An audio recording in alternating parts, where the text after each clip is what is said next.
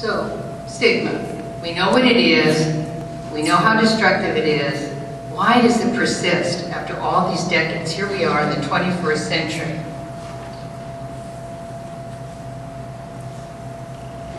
Well, we in No Health Without Mental Health believe that stigma persists because past anti-stigma communications efforts have largely failed. They have not been effective in connecting with people. They don't resonate with people. Why? Because the average person thinks that mental illness is not relevant to them, especially if there's no one in their family that has mental,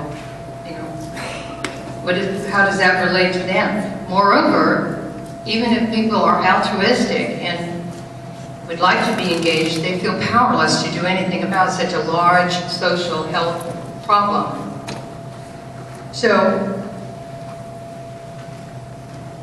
the past anti-stigma communications have focused on illness, stigma, what it is, and giving information to people. And we know, and one of the main features of our organization is we're very science-based, and we not only have outstanding mental health professionals like Dr. Steve Hinshaw with us tonight, but we're wired into the top mental illness stigma experts, not only in the U.S., but throughout the world.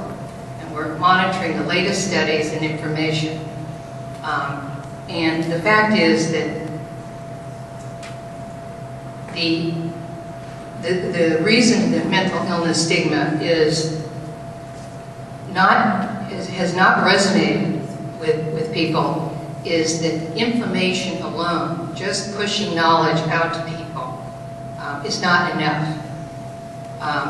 So that is what we in NHMH call the old paradigm. Our organization, NHMH, No Health Without Mental Health, takes a completely new, innovative approach to anti-stigma communication. This is why we're a leadership organization. We're attacking a fundamental problem in a new way. Our innovative approach to anti-stigma communications in our social marketing campaign, directed at the public, is marked by messages that are positive, that are pro-health, that are science-based, and most importantly of all, that are relevant to all of us. You notice I list health here first, and that's because in our communications, we are focusing on health. We're not even talking about illness and stigma per se. We're focusing on health. And what do we all have to do to be healthy? And what is all of our health? And we're making people aware that their complete health consists of both physical and mental health, and how they can take responsibility, how you can take responsibility for your full health.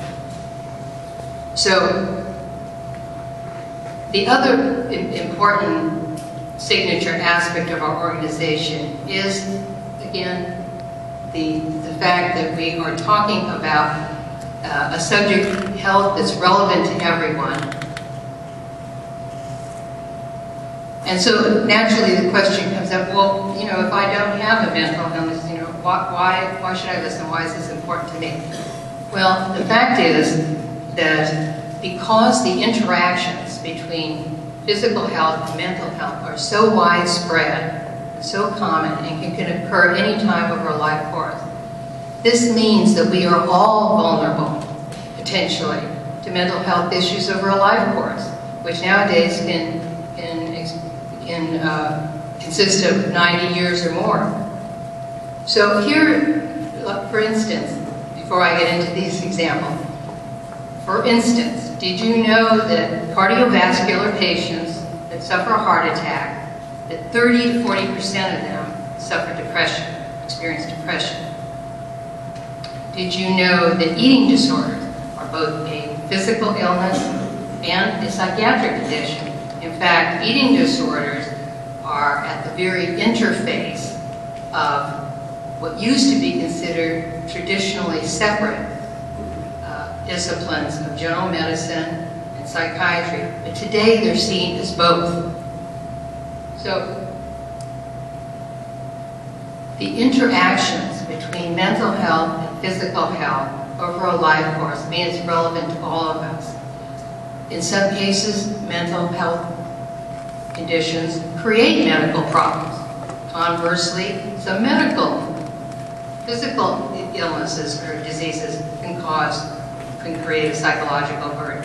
And sometimes, quite often, mental disorders and physical conditions coexist.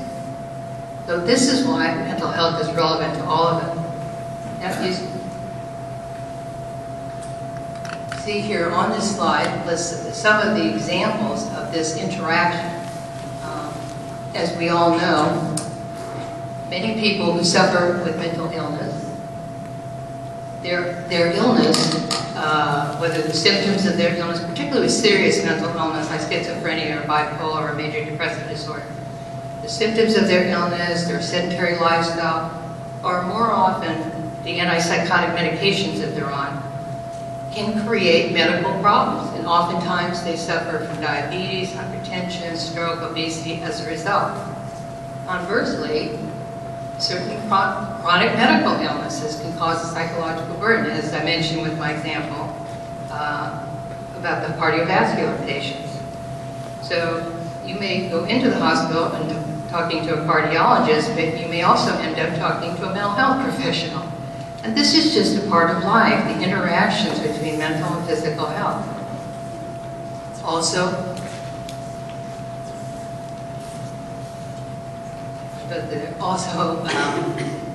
some medical diseases affect the brain, such as cerebral malaria, HIV, and TB. And then finally, mental disorders, of course, as mentioned before, many people with individuals with a serious mental illness delay help seeking and their physical medical condition deteriorates. So this is in addition to the interactions between mental and physical health.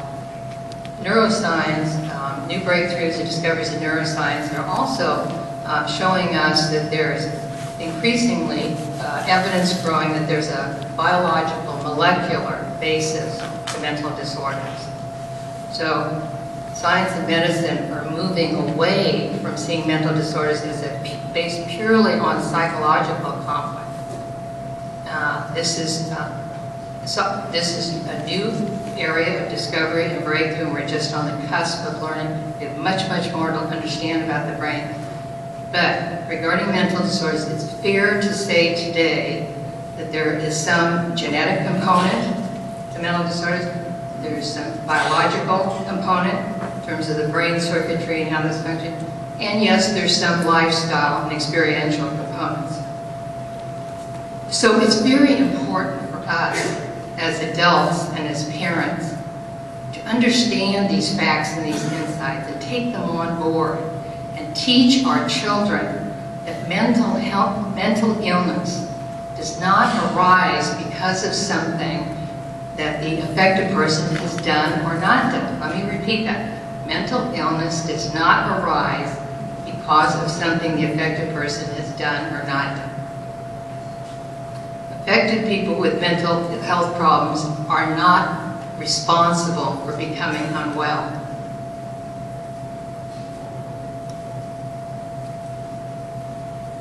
And further, they should certainly not be blamed wrongly for having caused their own condition, which is so disabling in and of itself.